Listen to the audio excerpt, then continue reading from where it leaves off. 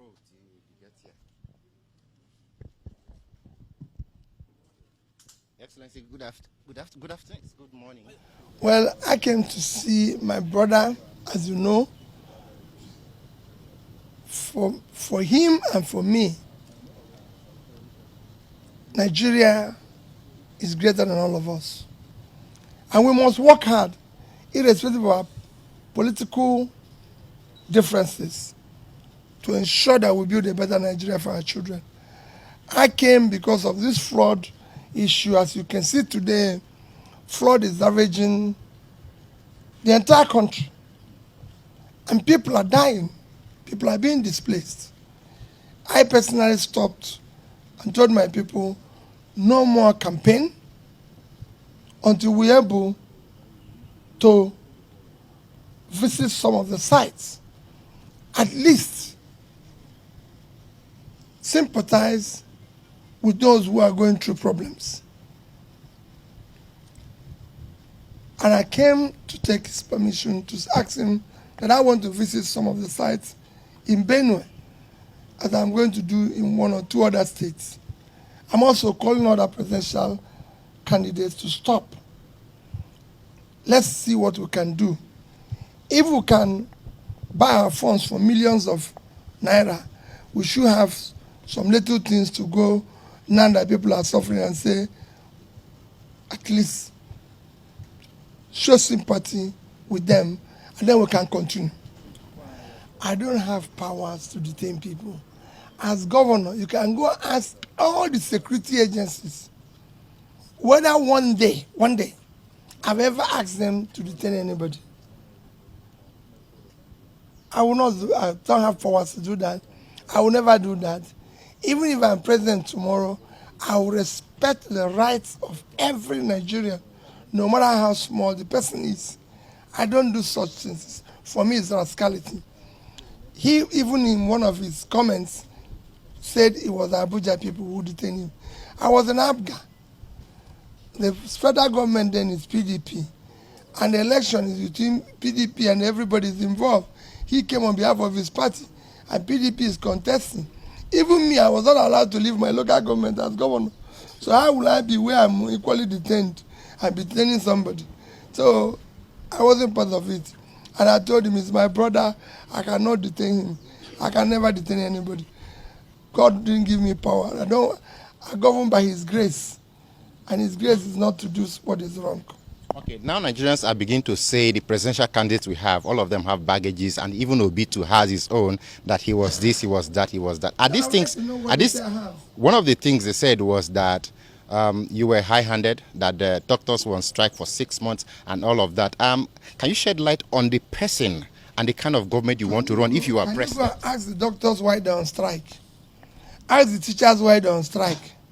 After that, after the teachers strike, we move from number 26 to number 1.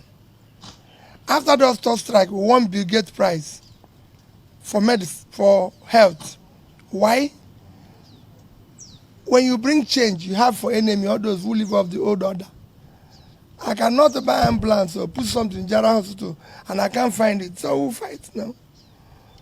When teachers decided to do what is right, who did it, they went on strike.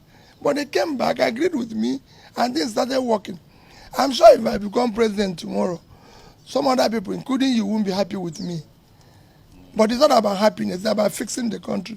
So people can have job, people can have means of livelihood and everything. It's not about pleasing people. Anybody, I'm not selling ice cream. My job is not making people happy.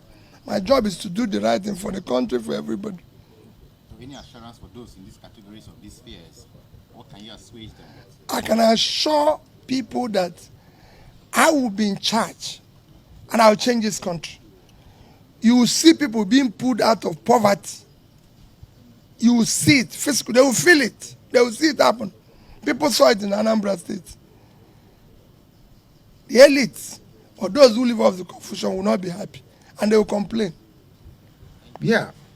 The front runners of this 2023 presidential election are 3 of them, from the PDP, my party, the APC, and the Labour Party. But let us look at these 3 people who has the capacity to deliver and to make things work for our country, Nigeria. Let us look at it. Let us be factual. Let us be frank with ourselves, because we are toying with our future. A country of over 200 million people deserve a better leadership that is proactive, that has foresight, that has vision to make things work for our country.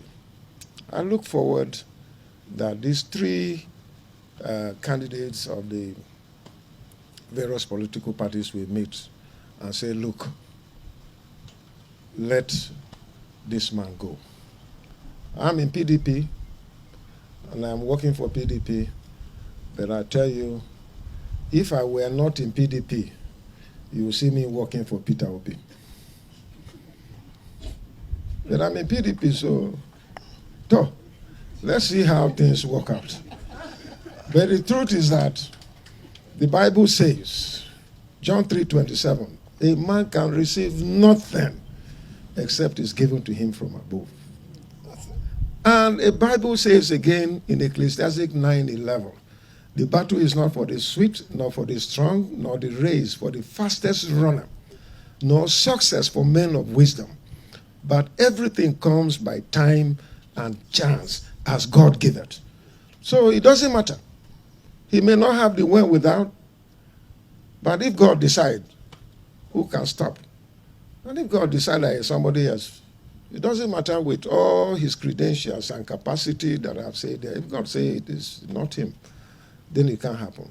But honestly, Nigerians should look for nothing less than having the best. No sentiments of partisanship, no sentiments of where you come from, but sentiments about who can fix Nigeria. Thank you. Next. Who is going next? Come now. Go this way, go this way. Come. Are you with the governor? You and him have the same number. You and him in particular. You have his number. Thank you. No, let's go. Thank you, sir. Thank you, sir.